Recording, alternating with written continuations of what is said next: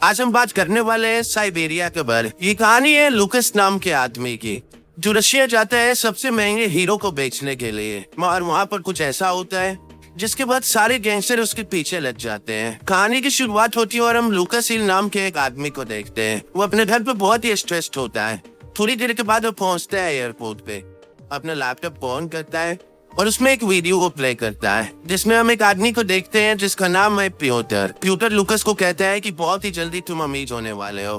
तुम्हारे जितने भी सपने अधूरे रह गए थे, अब वो सारे के सारे सपने पूरे होने वाले हैं। तुम्हें बस आना है रशिया, सेंट पीटर्सबर्ग में। इन बातों को सुनने के बाद लूकस खुश हो जाता है। थोड़ी देर ट्रैवल करने के बाद वो पहुंच जाता है रशिया। रशिया जाने के बाद वो उसी गेस्ट हाउस में पहुंचता है जहाँ पर उसे प्यूटर ने जाने के लिए बोला था। यहाँ पर इसकी मुलाकात होती है एक रिसेप्शनिस्ट से जिसका नाम है राइजा। तब हमें पता लगता है कि लूकस के पास डायमंड है, वो भी ब्लू वाले, जो बहुत ही बेस्ट कीमती और बहुत ही रेयर है। राइजा लूकस को बताती है कि प्यूटर यहाँ से गायब हो चुका है। कुछ समय पहले यहाँ पर पुलिस वाले आए थे रेड मारने के लिए। उन्हें देखने के बाद वो यहाँ से भाग गया ताकि वो पुलिस वालों के हाथ ना लग सके। वो तुमसे मिलने के लिए यहाँ पर रुका हुआ था। अब तुम उससे मिलना चाहते हो तो मैं तुम्हें नया एड्रेस देती। लूकस मान जाता है। थोड़ी देर और ट्रैवल करने के बाद वो पहुंचता है मरनी के गेस्ट हाउस में। मगर यहाँ पर भी प्यूटर रही है। वो बार बार उसे ढूंढने की कोशिश करता है। अंत में जब वो नहीं मिलता तब लूकस उसे कॉल करता है, मगर प्यूटर का कॉल भी पिक नहीं हो रहा। तब वो वॉइसमेल में सारी जानकारियां छोड़ता है। वो बात करता है एक बायर के बारे में जिसका नाम है बोरिस वोल्कोव। अगले कई घंटों तक यहाँ पर लूकस इंतजार करते रहता है। तो उसे पता लगता है कि बोरिस आ गया उससे मीटिंग करने के लिए। लूकस बिना प्यूटर तक पहुंच जाता है बोरिस के पास। बोरिस को देखने के बाद उसकी हालत खराब होने लगती है क्योंकि वो शहर का सबसे बड़ा बिजनेसमैन है।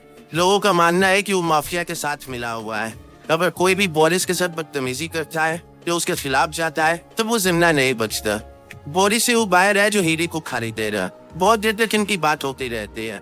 बोरिस कहता है कि जितनी जल्दी हो सके मुझे सारे के सारे हीरे चाहिए। लूकस कहता है कि हीरो को आने में भी 2 दिनों का वक्त लगने वाला है। एक जगह कंसाइनमेंट फंसा हुआ है, जैसे हीरे आते हैं हम डील कर लेंगे। इन्हीं बातों के दौरान वो बताता है कि अफ्रीकन भी आ चुके हैं डाउन, उनसे बच के रहने की जरूरत है। वो सारे के सारे बहुत ही ज्यादा खतरनाक। इतने कहने के बाद बोरिस यहाँ से निकल जाता है। तब लूकस पहुंचता है अपने कमरे में। यहाँ पर हम देखते हैं कि लूकस के पास बहुत सारे सेल फोन्स हैं। वो एक एक करके फोन्स को सेट करता है और फिर से कुछ कॉल्स करने की कोशिश करता है। तब उसे पता लगता है एक और जगह के बारे में जो मरनी के एक गाँव में है। वो बिना वक्त गंवाए ड्राइव करना शुरू कर देता है। कुछ घंटे ड्राइव करने के बाद वो पहुंचता है एक छोटे से गेस्ट हाउस में। वहाँ जाते ही उसे पता लगता है कि पॉटर अभी यहाँ पर नहीं है। तभी लूकस के पास कॉल आता है विंसेंट नाम के आदमी का। विंसेंट इस तरीके से बात करता है, हमें पता लगता है कि लूकस के ऊपर बहुत बड़ा एहसान है विंसेंट का। और विंसेंट नहीं चाहता कि लूकस इस बात को भूले। वो चाहता है कि लूकस हमेशा इसके कॉन्टेक्ट में रहे ताकि जब भी विंसेंट को उसकी जरूरत पड़े वो उसके लिए खड़ा हो सके। थोड़ी देर यहाँ रुकने के बाद वो जाता है बाहर वाले एक कैफे में जहाँ पर 2 लोग शराब पी रहे हैं और शराब के नशे में वो यहाँ के ओनर को छेड़ने की कोशिश करते हैं जिसका नाम है कातिया। ये बात बिल्कुल भी अच्छी नहीं लगती लूकस को। तो वो कातिया को बचाने के लिए इन दोनों से लड़ता है। लड़ते लड़ते ये लोग चले आते हैं बाहर। लूकस बहुत देर तक इनसे लड़ते रहते हैं अपने आप को बचाने के लिए, मगर 2 लोगों से वो नहीं लड़ पाता। वो लोग अंत में उसे मार करके गिरा देते हैं नीचे और उसमें शराब की बोतल लेकर के चले जाते हैं। थोड़ी देर के बाद कातिया जैसे ही बाहर आती है वो देखती है कि लूकस बेहोश होकर के जमीन पे गिरा हुआ है। उसे पता है कि उसकी वजह से ही लूकस की ऐसी हालत है। तब वो उसे उठाती है और लेकर के चली आती है अपने घर पे। सुबह सुबह जब वो जगता है तब उसे एहसास होता है कि यहाँ पर कातिया उसे लेकर के आई है। अगर वो बाहर ऐसे ही पड़ा रहता तो ठंड से मर जाता। कातिया का शुक्रिया अदा करने के लिए वो ब्रेकफास्ट बनाने लगता है।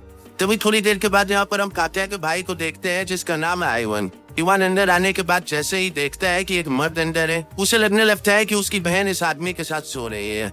ये बात इवान को बिल्कुल भी अच्छी नहीं लगती कि उसकी बहन ऐसा कैसे कर सकती है। वो कातिया से झगड़ा करके निकल जाता है। लूकस अंदर ही था। जैसे ही कातिया अंदर आती है वो पूछता है कि क्या हुआ, वो आदमी कौन था और क्यों चिल्ला रहा था तुम पे। तब कातिया बताती है कि वो मेरा भाई है। उसे लगता है कि रात में हम दोनों इंटीमेट हुए हैं और ये बात उसे अच्छी नहीं लगी, इसलिए वो मुझसे झगड़ा करके गया है। इन बातों पर सुनने के बाद लूकस कहता है कि अब हमें क्या करना चाहिए। कातिया कहती है कि जिस चीज के लिए वो मुझे डांट करके गया है मैं वही चीज करना चाहती। मैं चाहती हूँ कि तुम और मैं दोनों इंटीमेट हो जाए। उसका शक यकीन में बदल गया। अगर उसे लग रहा है तो ऐसा होना जरूर चाहिए। इन बातों को सुनने के बाद अब यहाँ पर लूकस भी सोच में पड़ जाता है। थोड़ी देर वो सोच करके कहता है कि मैं यहाँ पर एक जरूरी काम से आया हूँ, मुझे बबल वाले माइनिंग में जाना है। पोर्टर के भाई से मिलने की। एक बार वो मीटिंग हो जाए तब मैं इस बारे में सोचूंगा। कात्या कहती है कि ठीक है, मैं तुम्हें वहाँ लेकर के चल। जैसे ही तुम्हारी मीटिंग खत्म हो जाएगी हम दोनों वापस आ सकते हैं इसी घर। लूकस मान जाता है। थोड़ी देर के बाद ये लोग पहुंच जाते हैं माइनिंग। तब लूकस की मुलाकात होती है पोर्टर के भाई से, जिसका नाम है आंद्रे। आंद्रे पूरी कहानी बताता है कि पोर्टर के साथ क्या हुआ। थोड़े समय पहले पोर्टर ने अपनी सारी जमीन बेच दी और बेच करके यहाँ से भाग गया, क्योंकि एक बहुत बड़े माफिया को उसने नकली हीरे बेचे थे। उसे इस बात का एहसास नहीं हुआ कि उन्हें एक वक्त के बाद पता लग जाएगा, और एक बार सच्चाई पता लग गई तब वो उसे कभी भी जिंदा नहीं छोड़ेंगे। जैसे ही पोर्टर को ये बात पता लगा कि माफिया वाले उसके पीछे आने वाले हैं, वो सब कुछ बेच बाच के यहाँ से दो भाग गया। सबको ये बात पता है कि पोर्टर के पास असली हीरे थे, और उसने जानबूझ के नकली हीरे बेचे और असली हीरो को कहीं पर छुपा दिया। मगर कहाँ छुपाया ये राज किसी और को नहीं पता। इन बातों को सुनने के बाद अब यहाँ से लूकस वापस चला आता है और वो कातिया के बाकी भाइयों से मिलता है। धीरे धीरे इनकी बॉन्डिंग अच्छी होने लगती है। थोड़ी देर तक इनके बीच तनातनी का माहौल होता है, मगर एक वक्त के बाद शराब पीने के बाद ये सारे लोग एक जैसे हो जाते हैं और रात भर ऐसे ही नाचते गाते रहते हैं। आधी रात में लूकस पहुंचता है घर पे, तो उसकी नजर पड़ती है कातिया पे। कातिया बाहर उसी का इंतजार कर रही थी। धीरे धीरे दोनों एक दूसरे के करीब आते हैं। इन दोनों को पता है कि अब क्या होने वाला है। देखते ही देखते दोनों इंटीमेट हो जाते हैं और इन्हें देख कर ऐसा लगता है कि कहीं न कहीं दोनों एक दूसरे को चाहने लगे।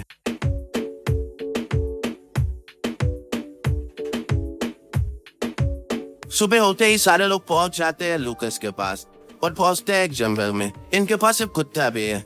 सबको बंदूकें दी जाती है। अब सब लोग धीरे धीरे करके जंगल में फैलते जा रहे हैं। तभी इन्हें भालू नजर आ जाता है। भालू को देखते ही ये सारे लोग पागल हो जाते हैं और अंधाधुंध गोलियां चलाना शुरू कर देते हैं। भालू बचते रहता है, मगर एक गोली आकर के लग जाती है इनके कुत्ते को। गोली लगने के बाद कुत्ता गिर जाता है जमीन पे। वो अपनी आखिरी सांसें ले रहा है और दर्द से खराब ही रहा है।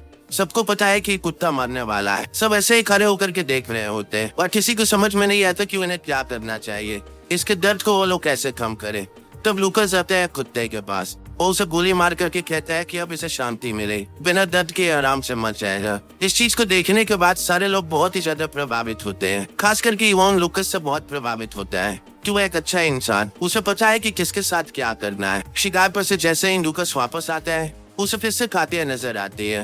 ये दोनों दोबारा इंटीमेट होने लगते हैं। कातिया कहीं ना कहीं चाहने लगी है लूकस को। उसे लेकर के जाती है फ्रिज के पास और वहाँ पर अपने पूरे परिवार की तस्वीर दिखाती है। सबके बारे में बताती है कि कौन कैसा है और अंत में लूकस को कहती है कि तुम्हें यहीं पर रुक जाना चाहिए। यहाँ के सारे लोग तुम्हें पसंद कर रहे हैं और मैं भी। लूकस कहता है कि मैं यहाँ पर काम से आया था, मुझे जल्दी सेंट पीटर्सबर्ग जाना पड़ेगा, मुझे वहाँ पर जरूरी काम है। कातिया भी इन बातों को समझती है।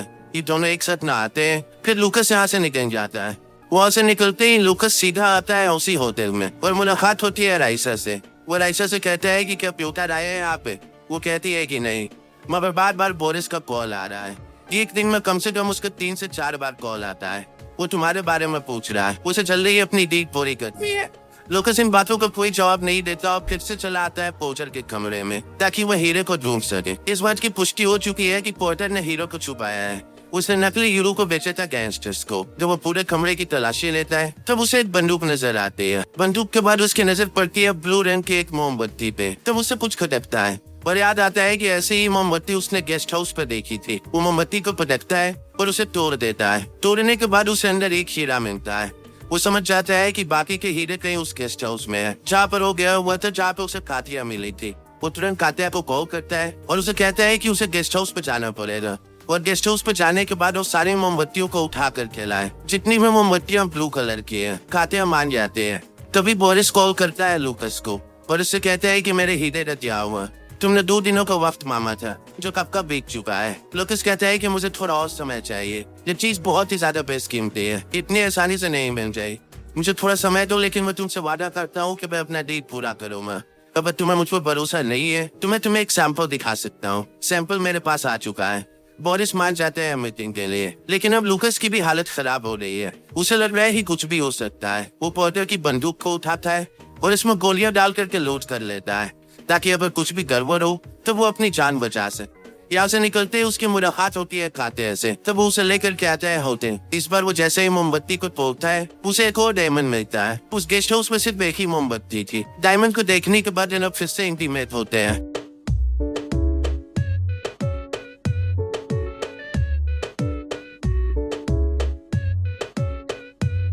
इंटीमेट होने के बाद ये लोग जैसे ही डायमंड को चेक करते हैं, इन्हें एहसास होता है कि ये डायमंड नकली है, मगर लुकस इसी व्यापार में है। उसे पता है कि ये नकली होने के बाद भी बहुत ही सॉलिड है, इसको पकड़ना सबके बस की बात नहीं है। अब कातिया को भी इन चीजों में रुचि आ रही है। वो उससे कहती है कि अगर इसे धो दिया जाए तो क्या इसका रन जाएगा। लुकस कहता है कि इतनी आसानी से नहीं। वो कातिया को कहता है कि मैं बोरिस के साथ मीटिंग करने के लिए जा रहा हूँ, तब तक तुम यहीं पर रुको। इतना कहते ही वो निकल जाता है यहाँ से। अब कातिया अकेली है इस होटल। कुछ देर के बाद हम देखते हैं कि लुकस पहुंच चुका है बोरिस के पास। वहाँ जाने के बाद वो बोरिस को एक हीरा दे देता है। संभव देखने के बाद वो बहुत ही ज्यादा खुश है। बोरिस कहता है कि तुम्हें क्या लगा, हमारी नजर तुम्हारे ऊपर नहीं है, हम अपने बिजनेस पार्टनर्स का बहुत ही अच्छे तरीके से ख्याल रखते हैं। इतना कहते ही लुकस देखता है कि ये लोग यहाँ पर कातिया को भी लेकर के आए हैं। ये सारे लोग नशा करना शुरू कर देते हैं। नशा करने के बाद बोरिस लुकस को कहता है कि अब तुम मेरे भाई बन चुके हो हमेशा के लिए, अब हमेशा के लिए एक साथ है, क्या तुम्हें दी मंजूर है। लुकस कहता है क्या, तो बोरिस कहता है कि हमारा एक नियम है, हम जिसे भाई मानते हैं उनके साथ अपनी लड़कियों को एक्सचेंज करते हैं, पर अब तुम्हें भी यही करना पड़ेगा। मेरी पत्नी तुम्हें प्लेजर करेगी और तुम्हारी गर्लफ्रेंड मुझे। लुकस को ये बात पसंद नहीं आती और कातिया को भी नहीं, मगर देखते ही देखते मामला खराब होने लगता है। इन्हें समझ में आ जाता है कि अगर इन लोगों ने ना बोला तो बोरिस इन दोनों को मार देगा। तो कातिया चली जाती है बोरिस के पास और बोरिस की पत्नी चली जाती है लुकस के पास और ये लोग बारी बारी से प्लेजर करते हैं एक दूसरे को।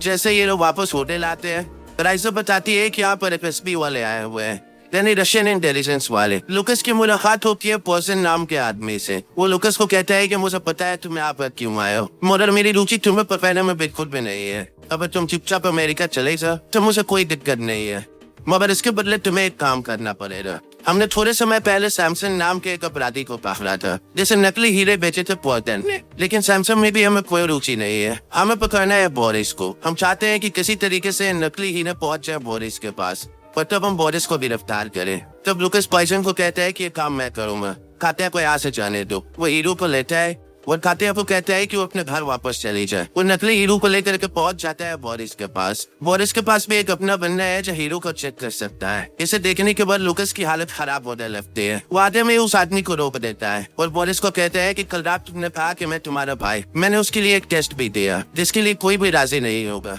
फिर भी तुम मेरी तौहीन कर रहे हो इस आदमी को मेरे सामने बैठा करके जो मेरे हीरो की जांच कर रहा है। इन बातों से बोरिस भी पिघल जाता है और उस आदमी को बहा देता है। तब जाकर के लुकस के जान में जान आती है। वो जैसे ही यहाँ से निकलता है उसकी फिर से मुलाकात होती है पॉइजन के साथ। पॉइजन कहते हैं कि अब तुम आजाद हो अपने घर जाने। तभी कातिया भी अपने घर पहुंच जाती है। उसे रिसीव करने के लिए उसका भाई आता है। तब तक लुकस पहुंच जाता है एयरपोर्ट पे। मारा यहाँ से निकलता उससे पहले आंद्रे का मैसेज मिलता है उसे। आंद्रे कहता है कि मुझे पता है पोर्टर कहाँ पे है, हाल ही में उसने एक जगह पे जमीन खरीदी है, इसका मतलब वो वहीं पर है, तुम चाहो तो उससे मिल पाओगे। इन बातों को सुनने के बाद फिर से सारी चीजों के बारे में लुकस सोचने लगता है। वो तुरंत कॉल करता है विंसेंट को और विंसेंट को कॉल करके कहता है कि अब मैं डील नहीं कर सकता बोरिस के साथ, तुम्हें डील करना पड़ेगा।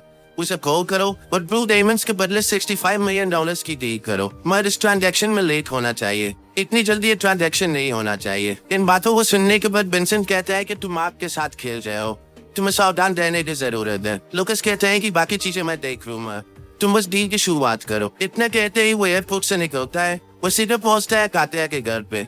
तब उसकी मुलाकात होती है इवान से। वो इवान और कातिया से कहता है कि मुझे पता नहीं कि मैं तुम लोगों से मदद कैसे मांगूं, या मैं मदद करने लायक खूबी है नहीं, मगर मुझे तुम लोगों की मदद चाहिए। कातिया मान जाते हैं। तब ये दोनों फिर से इंटीमेट होते हैं और अगले दिन उस जगह पे पहुंचते हैं जिस एड्रेस के बारे में बताया था आंद्रे ने। जब ये चारों तरफ घूम रहे होते हैं तब लुकस जाता है कमरे में। वहाँ उसे आंद्रे की लाश नजर आती है। तो वो समझ जाता है ये सब कुछ बस एक सेटअप है, उसे फंसाने की साजिश की गई है, अब वो जिंदा नहीं बचने वाला। वो बाहर आता है और इवान को कहता है कि कातिया को लेकर के यहाँ से दूर जाओ और कभी वापस मत आना। इवान कहता है कि तुम लेकर के जाओ कातिया को, मैं यहीं पर रुकता हूँ। तब लुकस उसे पूरी बात बताता है। कहता है कि मैं बहुत ही बुरी चीज में फंस चुका हूँ, मुझे नहीं लगता कि मैं जिंदा भी बचूंगा, और जब तक वो लोग मुझे मार नहीं देते वो शांत नहीं बैठेंगे। तो भलाई इसी में है कि कातिया को लेकर के यहाँ से निकल। इन बातों को सुनने के बाद इवान उसे अपनी बंदूक दे देता है और जाने लगता है कातिया के पास। इनके जाने के कुछ देर के बाद लुकस पूरे घर को जला देता है आंद्रे के लाश के साथ। उसे पता है कि बोरिस को पता लग गया था आंद्रे के बारे में, उसने आंद्रे को मारा। उसके बाद उसके फोन से संदेश भेजा ताकि इस जगह पर मैं आ सकूं। इसी बीच हम बोरिस के भाई को देखते हैं जिसका नाम है पावेल। वो अपने सारे लोगों को लेकर के आ चुका है लुकस को मारने के लिए। लुकस भी तैयार है। वो उन लोगों को देखने के बाद उन पर गोलियां चलाने लगता है। वो लोग भी इस पर गोलियां चला रहे हैं, मगर लुकस इतनी आसानी से नहीं मरेगा। वो एक एक करके इनके लोगों को मारने लगता है। उसका निशाना शानदार है। इनके बीच बहुत देर तक चूहे बिल्ली का खेल चलते रहता है। लुकस उनके लोगों को मारता है और भागने लगता है जंगल में। और जब भी कोई उसके पीछे आता है वो उन्हें भी घेर कर देता है। वो इनके आधे से ज्यादा लोगों को मार देता है। मगर जब वो एक पर निशाना लगा रहा होता है तभी पावेल पीछे से आकर के उसे गोली मार देता है। अब लुकस नीचे जमीन पे गिरा हुआ है और अपनी आखिरी सांसें ले रहा है। अपने आखिरी वक्त में वो याद करता है खाते को और उसके साथ बिताए हुए सुनहरे पलों को, और इसी के साथ वो अपना दम तोड़ देता है। लुकस के लालच ने उसकी जान ली। वो चाहता तो अमेरिका जा सकता था, मगर वो रुका और जिसके बदले उसे अपनी जान देनी पड़ी। इसी के साथ फिल्म यहीं पर खत्म हो जाती है। तो दोस्तों, हमारी आज की वीडियो यहीं पर खत्म होती है। और आपको हमारी ये वीडियो पसंद आई हो तो इसे लाइक करें, शेयर करें और चैनल को सब्सक्राइब करें। Thank you.